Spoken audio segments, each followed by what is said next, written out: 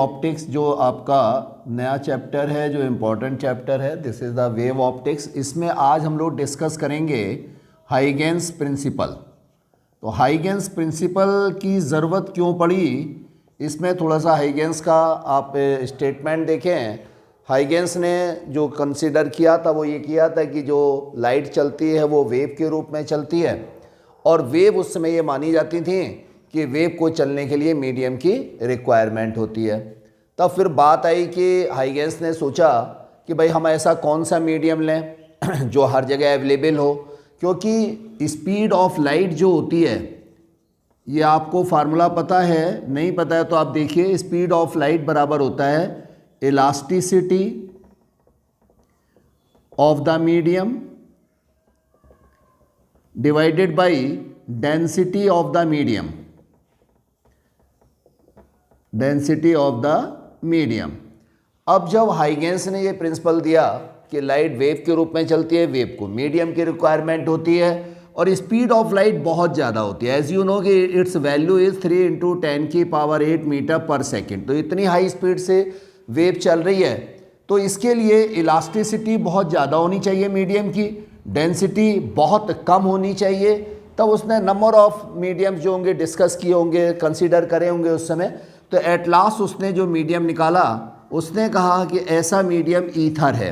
उसने कहा जो ईथर है उसकी इलास्टिसिटी बहुत ज़्यादा होती है और इसकी डेंसिटी बहुत कम होती है।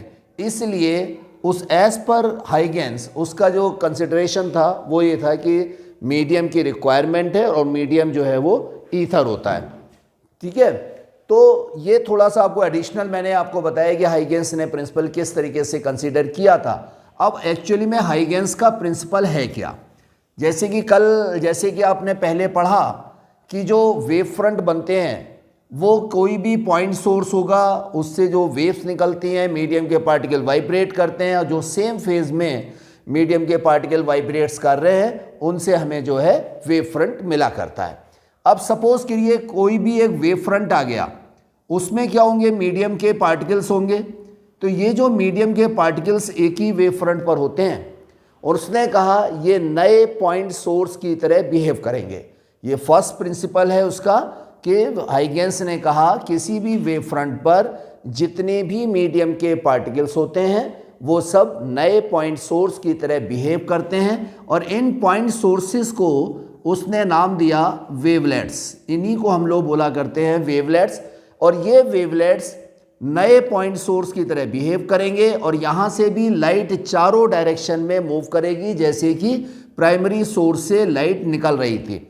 जो प्राइमरी सोर्स से लाइट जैसे चल रही थी वैसे ही लाइट जो ये जो मीडियम के पार्टिकल हैं जो नए पॉइंट सोर्स बन गए, वहाँ से भी इसी तरीके से बाहर निकलेगी, और उनकी भी स्पीड वही होगी जो प्राइमरी वेव की स्पीड थी लाइट की। तो ये पहला प्रिंसिपल हो गया जो उसने कहा कि ये वेवलेट्स कहलाते हैं। फिर उसने कहा भाई इसके आगे यदि हम कोई वेव फ्रंट लेना चाहें तो उसको किस तरह से कंसीडर करेगा। तो उसने कहा कि ये एक निश्चित समय के बाद जो मीडियम के पार्टिकल्स यहाँ पर सेम फेज में आ रहे हैं, उनके ऊपर यदि हम कोई एक टेंजेंट या एक एनवलप ड्रॉ कर देते हैं, तो ये जो एनवलप फॉरवर्ड डायरेक्शन में होगा, आपको ध्यान रखना है, क्योंकि ये इस डायरेक्शन में भी आ सकता है, इस डायरेक्शन में भी आ सकता है, लेकिन उसने कहा जो फॉरवर्ड डायरेक्शन में जहाँ तक वेव फ्रंट हम ले चुके हैं उसके आगे की डायरेक्शन हमें कंसीडर करनी है। तो उसने कहा उसके आगे की डायरेक्शन में जो वेव फ्रंट अब बन रहा है उस वेव फ्रंट को कहते हैं सेकेंडरी वेव फ्रंट। तो इस तरीके से ये उसके दो प्रिंसिपल हो गए। एक बार मैं आपको और बताता हूँ, समझ लीजिए कि किसी भी वेव फ्रंट पर जो मीडियम के पार्टिकल्स होते हैं उनको उसने कहा वेवलेट्स।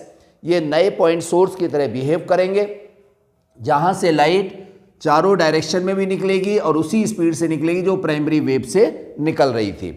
इसके बाद उसने कहा कि नया वेव फ्रंट हमें यदि कोई लेना है तो एक निश्चित समय के बाद हमने जो पॉइंट्स लिए जो सेम फेज में मीडियम के पार्टिकल्स नज़र आ रहे हैं उनको हमने नए वेवलेट्स माने, और इन वेवलेट्स को यदि हम कोई एनवलप ड्रॉ कर दें, एनवलप का मतलब है हम कोई टेंजेंट ड्रॉ कर देते हैं, तो ये पोजीशन आ जाती है हमारे नए वेव फ्रंट की, उसको कहता है वो सेकेंडरी वेव फ्रंट।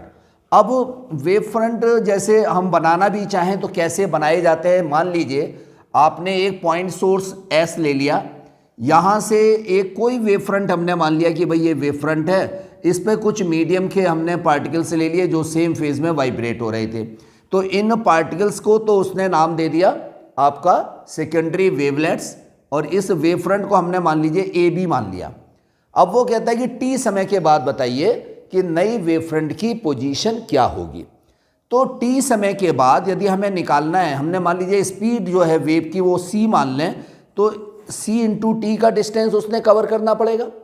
इस सी इंटू टी के डिस्टेंस को जो लेना है, हमने कंपास लीजिए, कंपास में जैसे ये इतना डिस्टेंस हमने ले लिया एज ए रेडियस, और इन वेवलेट्स को सेंटर मानकर हमने क्या करा, यहाँ पर स्पीयर जो है इस तरीके से ड्रॉ कर दिए।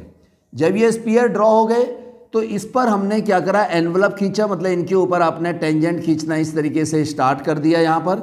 तो एक इधर की ओर खिंच जाएगा और एक इधर की ओर टेंजेंट आपका खिंच जाएगा।